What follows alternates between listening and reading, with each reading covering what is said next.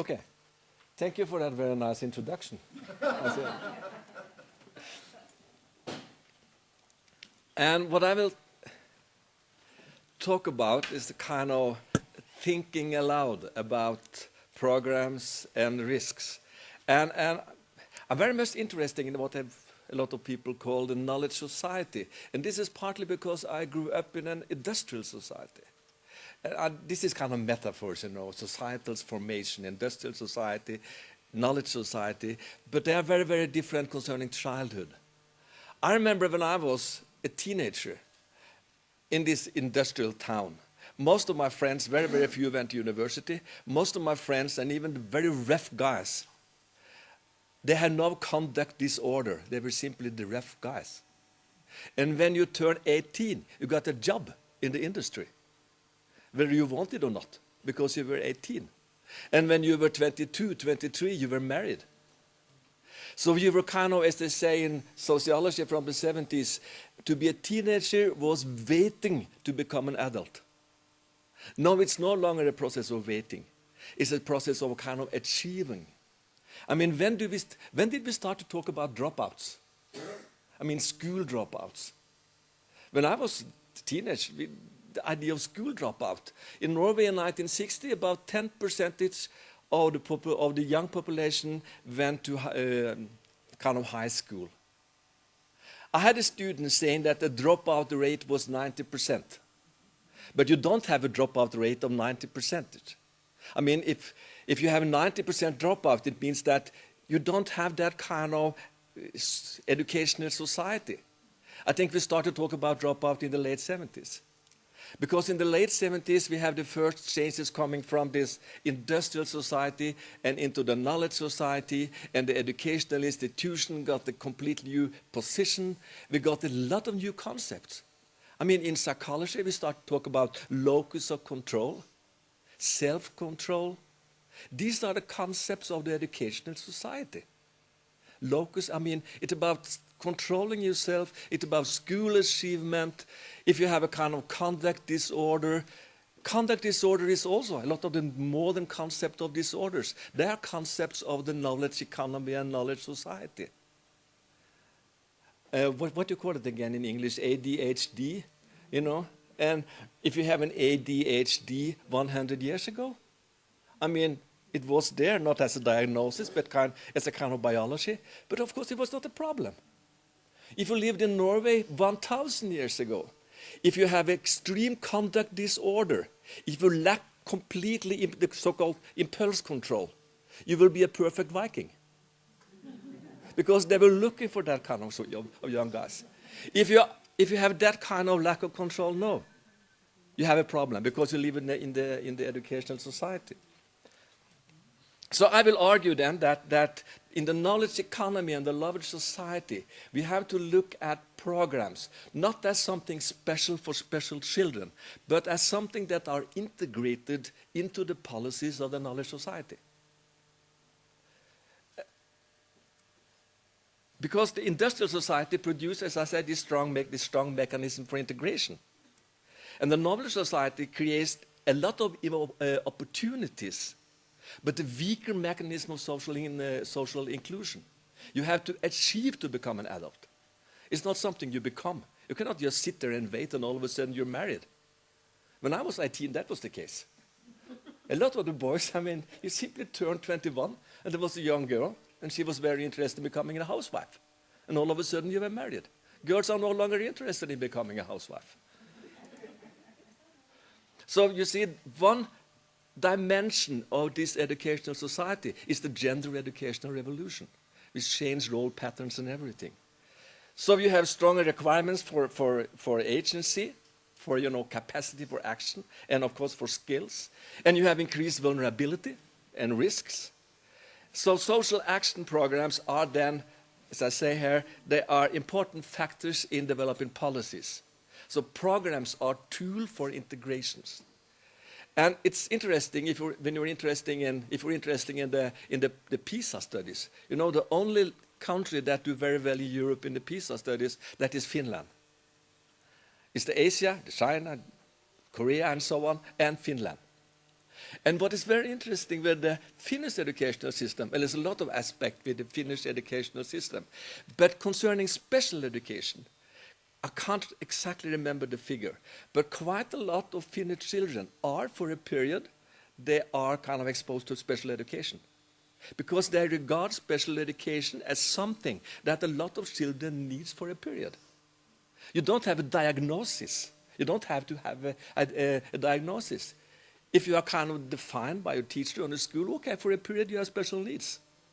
Then you will have it for a period. And this is very different from the system where you really need to have a diagnosis or whatever, and then you will be defined as a special kind of student that needs special education. So I can't remember the figure, but it's very high. I guess it is 40 or something, but I haven't said that. Oh, sorry for that, Phil. Then I have said it. So the task then is primarily not to translate science into programs. Of course, that is important. But is it to translate policies into programs that can be evaluated? So, as I said in the introduction then, an aspect of the educational society is that, the human capital and all that kind of stuff. And I found this book on the net. It is forthcoming, but I love the title. The Knowledge Economy and Its Costs, Rosenberg, forthcoming. And according to a few lines at Amazon, the cost of the knowledge society is exactly the risk of inequality, increased inequality, and related to childhood, then the risk for educational dropout. So that is not only kind of a special kind of risk, it's a feature of the knowledge economy and the knowledge society. And then you have this kind of paradox that if you look at modern parenting, the concept of concerted cultivation, this is the middle-class parenting. You are bringing your kids all around to ballet and to sports and everything, trying to cultivate their cultural capital. This is more and more common among the middle class. But on the other hand, we have a greater and greater proportion of disadvantaged kids. So we have this kind of paradox. We have higher and higher demands, stronger demands, and more kids in a disadvantaged position. And this is very, very different from in the industrial society, because now the family is so important. It was not that when I was a child, we were outside playing most of the time. The parents didn't intervene. I cannot imagine my daddy bicycling home from the job and reflecting about, have I stimulated Ivar the last week? But young parents know they will do that. They go to baby swim, they do all these stimulating efforts. Baby swim? Baby swimming is not a kind of swimming course. Baby swimming is because the swimming of babies is, and the idea is that will stimulate cognitive development. It's not to avoid drowning. So we have an ability gaps between the advantaged and the disadvantaged groups, and it will open up very early in the lives of children. So as I said, programs are operationalization of policies. And the idea with programs is to integrate kids into the education and knowledge society. This means that if we want to evaluate programs, we have to look at the long-term effects. Not only the short-term effect, but the whole idea is the long-term effect. The whole idea of child welfare system is the long-term effect. And that is much more complicated as the short-term effect. Just to go back to the industrial society, in the early 70s, 1970, I was working in a youth club with a lot of rough guys. But the whole idea with the youth club, if we kept them kind of on the track until the age of 18, it was okay. Because then I went into work. Now, as I said, the situation is different. And the idea then is that if you have good programs, they will have long-term effect because of.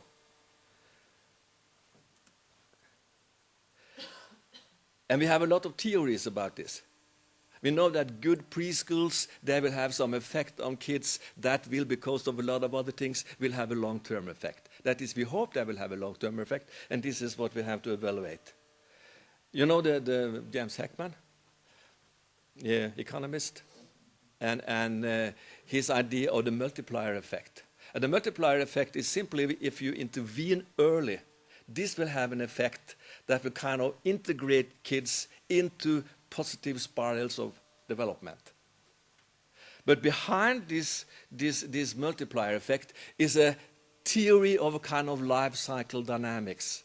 That is, if you get people into, if you give kids a kind of direction, it will kind of help them because you will have this positive self-reinforcement of development. What we call, let's say, a scientific model is, of course, just a simplified version of a complex reality. Well, I shall not say much about this, but I think it is very important that we realize, like they do in critical theory and philosophy, that we know very little about the world as it is. We know it through the theories. And that means that we need critical and good concepts. And just to give you one example, the concept of poverty. In my home country, in Norway, and I know the Nordic countries, we have a lot of headlines about fighting poverty. But we have very little discussion about what is poverty. What is poverty in the educational society? And together with Asher a while ago, we used Amartya Sen to define poverty. So the poverty is related to opportunity structures. What kind of opportunity do you have? Your freedom of choice. And what is very important, what about your capacities to utilize the structures? I mean, if you are a school dropout, the point is that you are dropping out, not because you lack the formal opportunities, not because you don't have the freedom of choice, but you drop out because you can't utilize the system. So the critical factor is often then not lack of formal opportunities, but the lack of capacities, cognitive, educational capacities to utilize the opportunities. And that is what, of course, programs are about. And very often we are talking about validity. And I think here there is a discussion now and then between psychologists and sociologists, because in some cases I feel that we are looking for programs that are said to be valid. When I was a student, I was interviewed in, I think it was an international comparative research. And I'm quite sure that the scale they used was very valid. But for me, in my situation in Norway, there was an American scale. It was completely silly. I remember I was asked if I could be more popular at my university. This is okay at an American college, I guess, where you live together with a lot of students. But for me, it was completely silly. So the point is, the scale was valid, but stupid. So what we have to look for more is what we call the construct validity. I mean, are those indicators correct? Are they fruitful related to what is our problems? Of course, there is not a kind of contradiction between those two perspectives, but it can be about what we may call content validity and construct validity. And related to very narrow programs, it's very easy to evaluate them. For example, I have been involved in studying of programs on bullying at school. And of course, when you do evaluation of such program, you simply check, do you have less bullying or more bullying than you had a while ago? But evaluation of general programs, like preschool systems, like in the US, the Head Start, whatever, then you need, I mean, these are very broad programs that do not specify exactly what is the purpose of the program, and then how can you then evaluate this? You can evaluate this kind of programs through theory.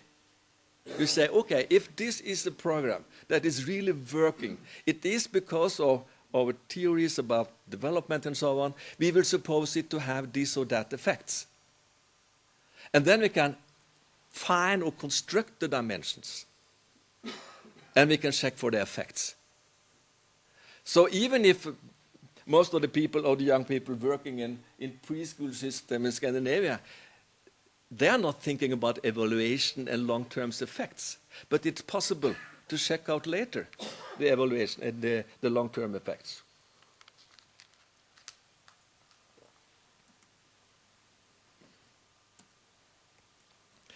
I would like to give you two illustrations. Yes. This is a program, I guess many of you knew, the MST, multisystemic therapy. Yeah. And the MST is almost everywhere. And the MST is, of course, well, I will not say much about it. Some of you know it, and you can discuss it later on. But the idea with MST is simply to integrate young teenagers that are, well, it differs a little bit between countries. But MST is the last stop before institution. So the idea is that if the family and the child or the young person, if you can be involved in the MST for, in Norway, it's about half a year, the idea is this may help you be integrated into the educational system and so on. And of course, we can check out that, as I will show you later. And there is a school program. I'm very fond of that program. It is a kind of Norwegian program, but it is a Norwegian program, but it is inspired by some American programs. And then you have that kind of program everywhere. The idea is that, of course, you take care especially of children with problems, but the idea is to create or provide a kind of school ethos, a school culture. And the school culture will then, as Michael Rutter showed many years ago, will hopefully have an effect on the whole school system. So the idea is if you improve the school culture, if you have less problems, then you will have better grades later on. And that is supposed then to have an effect on the individual children, at least on children that are, at risk.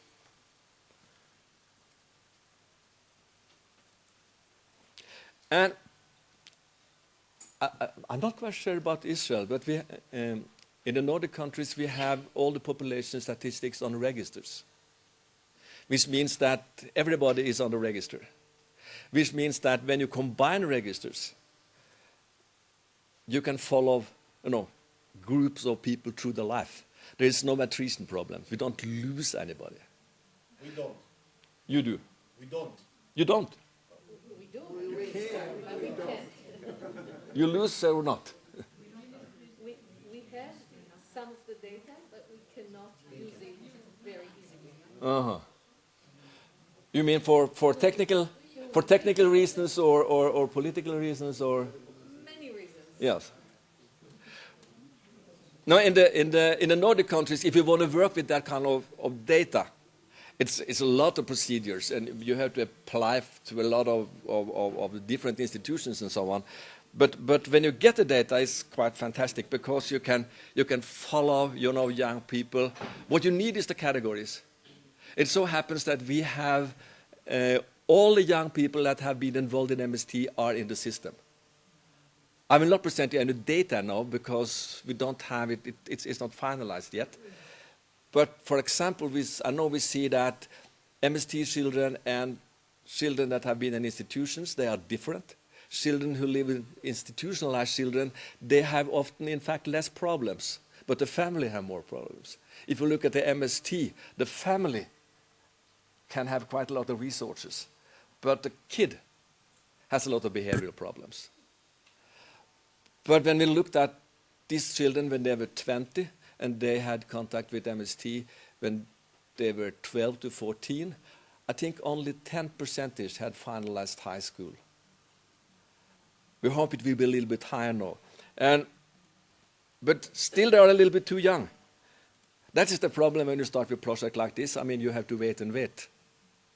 But this year, most of the young people that started with MST as teenagers, and the same with the PALS program, they will be about 22, which means that it is possible then to identify, as I say here, whether they have finalized school, if they are at work, have been arrested or charged or anything. It's a lot of data, so you can simply follow them through the life course. And I think it's very important that we need this long-term evaluation. Because if you look at a lot of the literature concerning evaluation, of course there's a lot of long-term, but mostly it's short-term. 2 years, 4 years. But when you have only 2, 3, 5, 4 years, you don't have this integration into the adult society. And that is what we are really aiming at.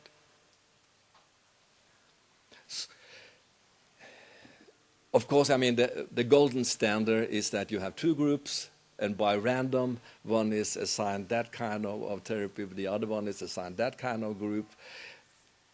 We can do something like that on the short term, but not on the long-term basis, I guess. I hope it's possible to change that. But, you know, when you have a control group, the control group are not marked in the registers.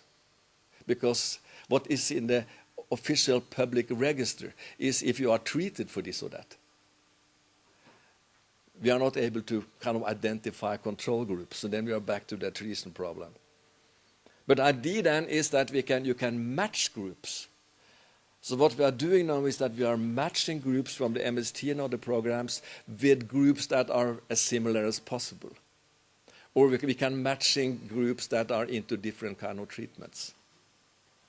But we cannot achieve this golden standard or random assignments to different programs. What we can do with this PAL system, that I will try to do now, is that, and I think it hasn't been done before, is that we will look at a school from the development from the 5th grade to the 8th grade, before the introduction of the PALs. If you ask me what PALs means, I don't know, even in Norwegian. But you know, it's always these kind of abbreviations with the program. Before the introduction of PALs and then after the introduction. We can do that with about 25 schools. But what we also will try to do is the matching. And I think with these long-term evaluations, you have to rely quite a lot on matching. It's not the best standard possible, but what you do then is, especially if you use kind of propensity score matching, you match one by one, you know. You can have groups that are quite similar, and then you can follow them over a long period of time. And what we will try to do here the next year is that then the first groups of children that have been involved in this program, and then it's possible then to extract kids with a special background, and then we can match groups, and then we can try to follow the groups into adult life, so to say.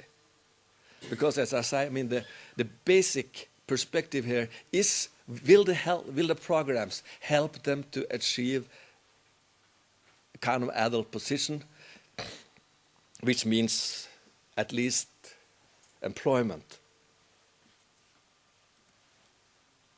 So what I've tried to tell you is that the dynamics of this knowledge society produce costs, as the title of the book I refer to, like increased inequality and social exclusion, and that is rooted not in something peculiar with the kids. Of course, there's an interaction between genetic profiles, family, and so on. But it's also an interaction between vulnerability and this knowledge society. So the knowledge society produces then demands for general skills, like you have to be able to read and write, and you have to have a certain numerical capacity and so on, or numerical literacy. In fact, in the industrial society, that was not necessary. Where I grew up, if you could state your name, you don't even have to write it. You will have a job in the heavy industry. And if you were a woman, you could become a housewife. You see, it was very narrow. It was very few opportunities. But on the other hand, it was very strong mechanism of integration. So what has happened now is that this has changed.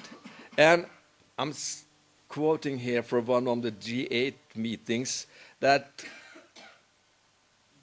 when I say something that those who do not are more at risk than ever of marginalization and with little prospect of finding sustained employment, and so on and so on. You can find this, and of course, in a lot of OECD reports. But very often you do not find they do not use the concept of knowledge society related to the development of program and special education. So my point is that special education is no longer so special. I think we can drop the phrase special education, because so many children will need that kind of special support. Not because of characteristics of the kids, but because of the characteristics of the knowledge economy and the knowledge society. So welfare programs, traditional welfare programs, they are aiming at improving the opportunity structures and reducing economic obstacles. like, I mean, stipend or economic support or whatever. But child development programs or social action programs, they aim at enhancing children's capacity to utilize the system, the opportunities. So it's very, I think, important to keep them separated. Because we have a lot, in Scandinavian countries, we have a lot of welfare programs. But now and then you can see that, for example, we have some poor families, well, poor and poor, but they are poorer than somebody else. And they have a lot of economic support. But one consequence of the economic support may be that the kids have less capacities for education. For example, we have studies showing that if you have a certain level of income, if you have income from salaries, that have a different effect on the kids than if your income is from, welfare subsidies. Because salaries are a kind of integration. So in some cases, you have the risk that you do a lot of the welfare systems may reduce children's capacities for utilizing the educational systems. For example, in Norway now we have, I think, almost every child at least from the 2 or 3 years of age have a place in the preschool system, with the exception of 2, 3, 4, 5%. And those kids are the only kids that really should be in the kindergarten. So the few kids that really, really need the kindergartens, because their parents are immigrants, unemployed, and they do not speak Norwegian, they are not in the kindergarten. But they have a lot of welfare subsidies. You see the paradox there. So we are using a lot of welfare on the parents, and we are leaving the kids in a welfare trap, because they do not develop the capacities. And they do not get involved in the kind of programs that will have helped them develop the capacities. So, as I said, programs are operationalization of policies, and that implies a strong emphasis on what I call the construct validity. Well, that's the general concept of construct validity, meaning that what is the purpose of the program, how can we develop the program, so the program kind of fill these functions that we would like the program to fill. So when we are talking about evidence-based programs or evidence-based research or evidence-based actions and so on, I think we cannot, it doesn't mean that the individual social worker are kind of part of some small evidence-based program. I was a social worker when I was young, and as a social worker, especially with young people, this is a kind of art form. You need the sensitivity, you need flexibility, but the programs are related to the institutions, not of course to the individual social workers. Well, you have some people that work in between kind of therapy and social action programs. So the fundamental idea then on which social action program rests is this life cycle dynamics. The idea is that if we get young kids integrated, and that is the Nobel Prize of James Heckman, if we got kids integrated into kind of the right processes, they will sort of hopefully stay on track. Of course, they will always need support.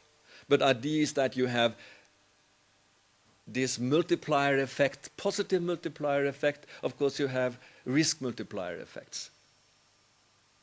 And when we are doing the evaluation of programs, we are not only doing evaluations of the programs, but we are, of course, testing or looking into the mechanism of life cycle dynamics.